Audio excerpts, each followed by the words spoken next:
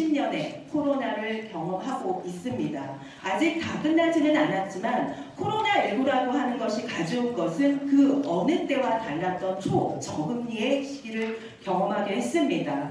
결국 코로나19로 인해서 막대한 유동성이 공급이 됐고, 그랬기 때문에 돈을 쉽게 빌릴 수 있는 이지머니 시대를 우리가 전 세계적으로 경험을 하게 됐습니다.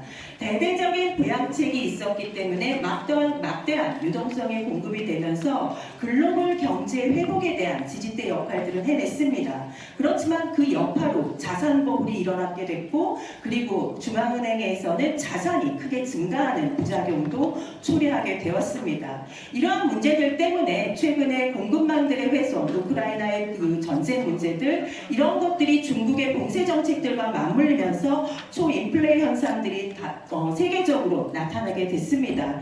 이런 인플레 현상은 결국 각 중앙은행으로부터 금리를 올릴 수밖에 없고 양적 긴축을 할 수밖에 없는 정책으로 현재 이르게 되었습니다. 결국 이러한 이지머니의 시대는 결국 전 세계적으로 자산 가격을 급등시키는 현상을 가지고 왔습니다. 아래 그래프에서 보시는 것처럼 세계적인 주택 가격은 굉장히 빠른 속도로 빠지고 있습니다. 여기에 경기 후퇴 그리고 자산 가격 급락의 이러한 현상들은 금리 급등이라고 하는 현상들과 맞물리면서 빠르게 나타나고 있습니다. 오른쪽 표에서 보시는 것처럼 올 1월 달에 세계의 각 국의 금리 현상들에 대한 그 전망치들입니다. 현재 우리나라는 3.5%로 얼마 전에 동결을 했지만 금리 상승에 대한 멈췄다라고 보기 어렵고, 미국이나 다른 나라들도 금리 상승에 대한 위험은 아직도 남아있는 상태입니다.